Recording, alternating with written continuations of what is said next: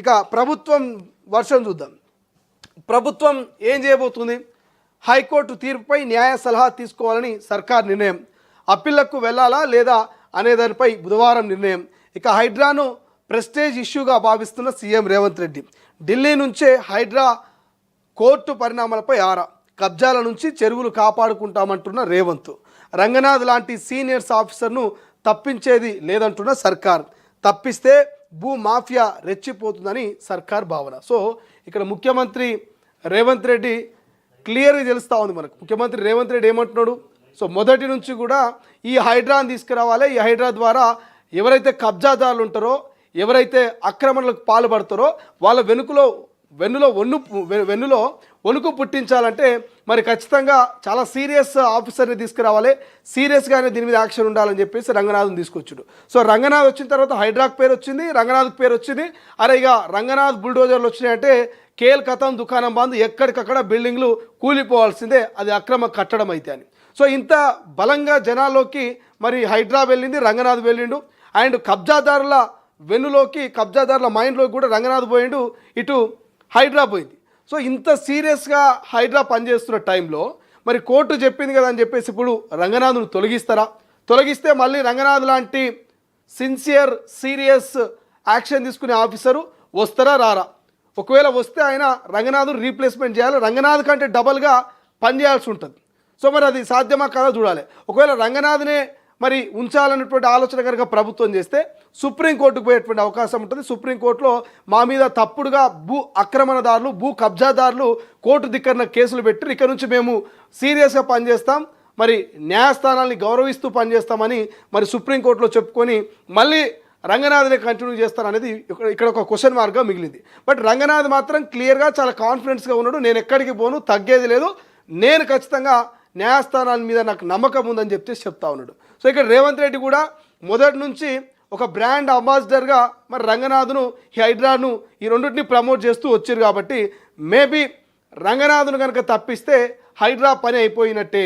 ఇక రంగనాథ్ను కనుక తప్పిస్తే హైడ్రా డౌన్ఫాల్లోకి పడిపోయినటువంటి ఒక చర్చ జరుగుతుంది. కాబట్టి సో రంగనాథ్ని ఖచ్చితంగా కంటిన్యూ చేసేటువంటి అవకాశం ఉంటుంది. దానికి అవసరమైనటువంటి న్యాయ సలహాలు, సూచనలు తీసుకొని సుప్రీంకోర్టు దాకా పోయినా రంగనాథ్ని కంటిన్యూ చేయిస్తారనేది మరొక చర్చ జరుగుతున్నది. బట్ చూడాలి రాష్ట్ర ప్రభుత్వం ఏ నిర్ణయం తీసుకుంటుందో. బట్ ఇక్కడ క్లియర్గా తెలుస్తుంది ఏంది, కబ్జాల నుంచి చెరువులు కాపాడాలనుకుంటున్నామంటూ రేవంత్ చెప్తూనే రంగనాథ్ లాంటి సిన్సియర్ ఆఫీసర్ను తప్పించేది లేదంటూ సర్కార్ క్లియర్ చెప్తూ, ఇక తప్పిస్తే భూ మాఫియా రెచ్చిపోతుందంటూ సర్కార్ భావిస్తోంది. సో సీరియస్గానే మనం చూస్తాం. సో గతంలో కొంతమంది సిన్సియర్ ఆఫీసర్లు ఉన్నప్పుడు ఏ అవినీతికి పాల్పడాలన్నా కూడా కొంత భయం ఉండేది. కానీ ఆ సిన్సియర్ ఆఫీసర్ ట్రాన్స్ఫర్ మీద వెళ్ళిపోవడము, సిన్సియర్ ఆఫీసర్ సస్పెండ్ అయినప్పుడు, సిన్సియర్ ఆఫీసర్ ఉద్యోగం పోయినప్పుడు మళ్ళీ ఆ అక్రమదారులు లేకపోతే అవినీతి పరులు ఇక ప్రజల మీద పడి రక్తం తాగుతూ రెచ్చిపోయినటువంటి సందర్భాలు మనం చూసినాం. కానీ ఇక్కడ ఒకవేళ రంగనాథ్ కనుక మరి ఈ హైడ్రా నుంచి పోతే సేమ్ భూ మాఫియా, ఈ భూ కబ్జాదారులు మళ్ళీ తెర మీదకి వచ్చి మళ్ళీ కబ్జాలు చేస్తారేమో, మళ్ళీ మరి హైడ్రా కమిషనర్ రంగనాథ్ భయం కనుక లేకపోతే సో ఇది కంట్రోల్ కాకపోవచ్చేమనే ఒక భావన కూడా కొంత రాష్ట్ర ప్రభుత్వం దృష్టిలో ఉన్నట్టు తెలుస్తోంది. సో ఇచ్చిన షార్ట్ టైంలో ఈ 2.5 సంవత్సరాలు 2 ఏళ్లలో మరి ఎంత పబ్లిసిటీ రావాలో అంత పబ్లిసిటీ హైడ్రాకు వచ్చింది. ఎంత ల్యాండ్, దాదాపు లక్ష వేల కోట్ల రూపాయల మరి ప్రభుత్వ ల్యాండ్ను, విలువైనటువంటి ల్యాండ్ను కాపాడారనేది ఒక చర్చ జరుగుతుంది. సో ఈ టైంలో హైడ్రా కమిషనర్ రంగనాథ్ను ప్రభుత్వం వదులుకుంటుంది అనేటువంటి ఒక ప్రసక్తి అయితే కనిపెట్టలేదు, ఆ చర్చ కూడా లేదు. సో ఒక్కసారి మరి ఈ భూ వివాదానికి సంబంధించి, లోతుకుంట భూ వివాదానికి సంబంధించి ఒకసారి డీప్గా మనం ఒక్కసారి మాట్లాడుకునేటువంటి ప్రయత్నం చేద్దాం. సో ప్రస్తుతం ఉన్నటువంటి కథనాల ప్రకారము అసలు అక్కడ ఏం జరిగిందని ఒకసారి మనం చూసుకుంటే, హైడ్రా కమిషనర్ పోస్ట్ నుంచి ఏవి రంగనాథ్ను తప్పించాలని హైకోర్టు ఆదేశించడానికి కారణమైన లోతుకుంట భూమి న్యాయ వివాదం మరి రాష్ట్ర ప్రజల్లో తీవ్ర చర్చనీయాంశంగా మారింది. Shanta Sriram construction private limited ఈ కంపెనీ తన ప్రైవేటు భూమిలోకి హైడ్రా ప్రవేశించిందంటూ హైడ్రా తాము కాపాడింది వేరే చోట ఉన్న భూమి అంటోంది. అయితే రికార్డుల ప్రకారం లోతుకుంట గ్రామ పరిధిలోని సర్వే నెంబర్ 1-2లో తమకు 40 ఎకరాల పట్టా భూమి ఉందని శాంతా శ్రీరామ్ సంస్థ చెబుతోంది. ఇది ప్రైవేటు భూమి అని, ప్రభుత్వానికి కాదంటూ న్యాయస్థానం గతంలో తీర్పిచ్చిందని కంపెనీ ప్రతినిధులు ప్రస్తావిస్తున్నారు. కోర్టు విచారణలో అది ప్రభుత్వ భూమి అని ఎక్కడా నిరూపణ కాలేదని చెబుతున్నారు. ఇక న్యాయస్థానం ఆదేశాలు ఉన్న హైడ్రా మరి అక్రమంగా ప్రవేశించి ఫెన్సింగ్ తొలగించి కంపెనీని తొలగించదని కంపెనీ హైకోర్టును ఆశ్రయించింది. ఈ భూమిలోకి వెళ్ళబోమని హామీ ఇచ్చిన తర్వాత కూడా దానిని మళ్ళీ హైడ్రా భూ ఆక్రమణ పేరిట చర్యలు తీసుకోవడం సరైనది కాదంటూ కోర్టు దృష్టికి వెళ్ళినట్టుగా తెలుస్తోంది. సో ఈ నేపథ్యంలోనే ఇక హైకోర్టు రంగనాథ్ను తీరును తప్పుపట్టింది. అయితే హైడ్రా వాదన మరో రకంగా ఉంది. శాంతా శ్రీరామ్ చూపిస్తున్న భూమి లోతుకుంట సర్వే నెంబర్లు 1-2 పరిధిలో లేదని హైడ్రా చెబుతోంది. అయితే ఈ సంస్థ కోర్టులో చెబుతున్న భూమి రికార్డుల ప్రకారం లోతుకుంటలో ఉంటే తాము కాపాడిన ప్రభుత్వ భూమి కంటోన్మెంట్ పరిధిలోని జనరల్ ల్యాండ్ రికార్డ్ నెంబర్ 243లో 119 ఎకరాలు, 255లో 29 ఎకరాలు ఉందని చెప్పింది. ఇక శాంతా శ్రీరామ్ ప్రస్తావిస్తున్న లోతుకుంట భూమికి తాము కాపాడిన భూమికి 3 కిలోమీటర్ల దూరం ఉందని వెల్లడించింది. ఇక కంటోన్మెంట్ పరిధిలో ఉన్న భూమిలో సహజసిద్ధమైన కొండలున్నాయని, జంతువులు తిరిగే ఆ ప్రాంతంలో రాత్రిపూట గుట్టలు పేలుస్తూ భారీ శబ్దాలతో వన్యప్రాణాలకు ఇబ్బంది కలిగిస్తున్నారని తెలిపింది. ఇదే విషయంపై సేవ్ రాక్ సొసైటీ స్థానికుల ఫిర్యాదు చేయడంతో తాము రంగంలోకి దిగినట్లుగా వెల్లడించింది. ఇక సర్వే నెంబర్ 1-2 ప్రైవేటు భూముల్లో లేఅవుట్కు 2007లో శాంతా శ్రీరామ్ అనుమతులు తెచ్చుకుందని, 2026 సవర్ణ లేఅవుట్కు దరఖాస్తు చేసినప్పుడు జిఎల్ఆర్ నంబర్ 243P 255Pగా చూపారని హైడ్రా వర్గాలు చెప్తున్నాయి. ఇక్కడ కొంత మ్యానిపులేట్ చేసిర్రు.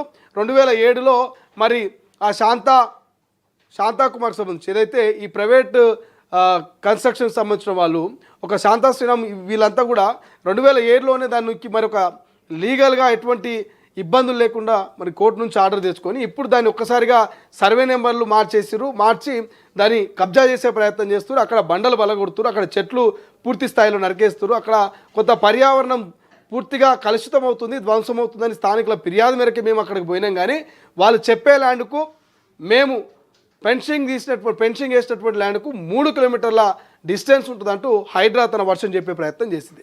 బట్ ఏదేమైనప్పటికీ న్యాయస్థానానికి కావాల్సింది ఆధారాలు ఉండాలి. ఎవిడెన్స్తో బేస్డ్గానే మరి ఏ న్యాయస్థానమైనా కూడా తీర్పిస్తుంది. బట్ అక్కడ ఉన్నటువంటి శాంతా శ్రీరామ్ ప్రైవేట్ కన్స్ట్రక్షన్ సంబంధించిన వాళ్ళు కంపెనీ వాళ్ళు తమ దగ్గర ఉన్నటువంటి ఎవిడెన్స్ను కోర్టులో ప్రొడ్యూస్ చేయడము, దాని ఆధారంగా తీర్పు రావడం అయితే జరిగింది. బట్ చూద్దాం. గవర్నమెంట్ అయితే రంగనాథ్ను వదులుకునే ప్రసక్తి లేదన్నట్టుగా ఆలోచన చేస్తుంది. రేవంత్ రెడ్డి ఖచ్చితంగా రంగనాథ్ను కాపాడుకోవాల్సిందే, రంగనాథే భవిష్యత్తులో కంటిన్యూ కావాలి, ఆయన అయితేనే కరెక్ట్ అనేటువంటి ఒక ఆలోచన చేస్తుంది. కాబట్టి సో మేము న్యాయ సలహాలు తీసుకుంటాం, అవసరమైతే మరి అత్యున్నత న్యాయస్థానం సుప్రీంకోర్టుకు పోతామనే ఒక ఆలోచన చేస్తున్నట్టుగా ఒక చర్చ జరుగుతోంది. బట్ చూద్దాం ఏం జరుగుతుంది. ఒకవేళ మరి రంగనాథ్ను తొలగిస్తే రంగనాథ్ను భర్తీ చేసేటువంటి ఆఫీసరు హైడ్రాకు వచ్చే ఛాన్స్ ఉందా? అంత డేరింగ్గా, అంత డాషింగ్గా మరి హైడ్రాపై సీరియస్గా వర్క్ చేసే అవకాశం భవిష్యత్తులో ఉందా లేదా అనేది చూడాలి. బట్ ఏదేమైనప్పటికీ హైడ్రా కమిషనర్ రంగనాథ్ యొక్క కోర్టు తీర్పుతోటి కొంత మిక్స్డ్ వాతావరణం కనిపిస్తుంది. కొంతమంది టపాకాయలు కలుస్తూ సెలబ్రేషన్ చేసుకుంటే ఇంకొంతమంది బాధపడుతున్నారు. అరే ఇంత మంచి ఆఫీసర్ని కోర్టు తీసేయమని చెప్తుంది కదా, మరి ఈయనలాంటి ఆఫీసర్ మళ్ళీ వస్తారని కొంతమంది బాధపడుతుంటే, సో రంగనాథ్ పోతే పోయిండు, మాకు కొంత రిలీఫ్ ఉన్నది. సో ఇక నెక్స్ట్ వచ్చిన వాళ్ళైనా కొంచెం మంచిగా పని చేస్తారు, ఇట్లా అనవసరంగా మా మీద బుల్డోజర్లు తీసుకొచ్చి మా ఇల్లు కూల్చారని ఇంకొంతమంది ఫీలింగ్ ఉంది. మొత్తం మీద మిక్స్డ్ టాక్ అయితే కనిపిస్తుంది హైడ్రా కమిషనర్ రంగనాథ్ సంబంధించి. మనం 3 వేరియేషన్ చూసినాం. 3 వేరియేషన్స్లో కూడా రంగనాథ్ వర్షన్ ఒకలాగున్నది, ప్రభుత్వ వర్షన్ ఒకలాగున్నది. ఏదైతే భూ కబ్జాదారులు అని చెప్తున్నటువంటి మరి Shantha Sriram construction private limited company version ఒకలాగున్నది. ఈ 3 వర్షన్లు చూస్తే మాత్రం మనకు రంగనాథే మళ్ళీ కంటిన్యూ అయ్యేటువంటి ఛాన్స్ అయితే కనిపిస్తుంది. కోర్టు తీర్పు చెప్పినప్పటికీ అదైతే అత్యున్నత న్యాయస్థానం అనేటువంటి సుప్రీంకోర్టుకు పోయి ఆలోచన చేస్తున్నది, న్యాయ సలహాలు తీసుకుంటున్నది రాష్ట్ర ప్రభుత్వం అనేది మనకు క్లియర్గా అర్థమవుతుంది. చూద్దాం ఏం జరుగుతుంది. హైడ్రా కమిషనర్ గారు రంగనాథ్ కంటిన్యూ అవుతారా లేకపోతే వేరొక పర్సన్ని రీప్లేస్మెంట్ చేస్తారా అనేది. నమస్తే.